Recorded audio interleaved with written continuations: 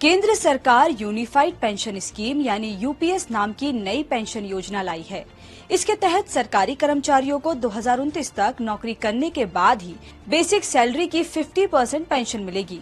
हालांकि केंद्र सरकार ने सरकारी नौकरी वालों के लिए एनपीएस यानी नेशनल पेंशन स्कीम का विकल्प भी खोल रखा है। कहा जा रहा है कि 50,000 की सैलरी से शुरुआत करने वालों को एनपीएस की तुलना में यूपीएस में 19% ज्यादा पेंशन मिल सकती है। यूपीएस के तहत किसे ज्यादा फायदा होगा?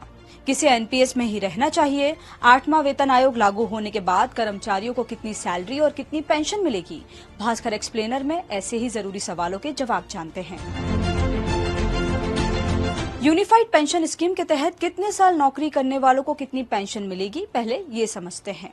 यूपीएस के तहत सर्विस के सालों के आधार पर 3 तरीके से पेंशन मिलेगी। पहली, 25 सालों तक की नौकरी पर बेसिक सैलरी का 50% पेंशन। दूसरी, 10 साल से भी कम नौकरी करने पर 10,000 रूपए पेंशन मिलेगी। और तीसरी, सर्विस के दौरान मौत हो जाने पर 60% फैमिली पेंशन मिलेगी। लेकिन यूपीएस के तहत पेंशन जोड़ी कैसे जाएगी?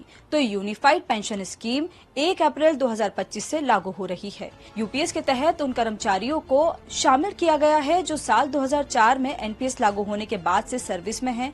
इस हिसाब से यूपीएस के तहत पूरी 50% पेंशन उन्हीं को मिलेगी जो कम से कम 2029 तक नौकरी में रहेंगे। 50% पेंशन देने के लिए कर्मचारियों के पेंशन कोष को 2 हिस्सों में बांटा जाएगा। पहला, इंडिविजुअल पेंशन फंड। इसमें कर्मचारी की बेसिक सैलरी और महंगाई भत्ता यानी डीए मिलाकर उसका 10% पैसा जमा किया जाएगा।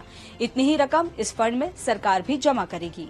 दूसरा, गारंटी रिजर्व फंड। इसमें सरकार कर्मचारी की सैलरी और डीए का 8.5% जमा करेगी। कुल मिलाकर सरकार ने अपनी तरफ से पेंशन फंड में 18.5% हिस्सेदारी देने की बात कही है। टाइम्स ऑफ इंडिया ने यूटीआई पेंशन फंड के कैलकुलेशन के आधार पर बताया है कि यूपीएस के तहत 50,000 रूपए की शुरुआती सैलरी से नौकरी शुरू कर। पूरा वीडियो देखने के लिए डाउनलोड करें दैनिक भास्कर ऐप।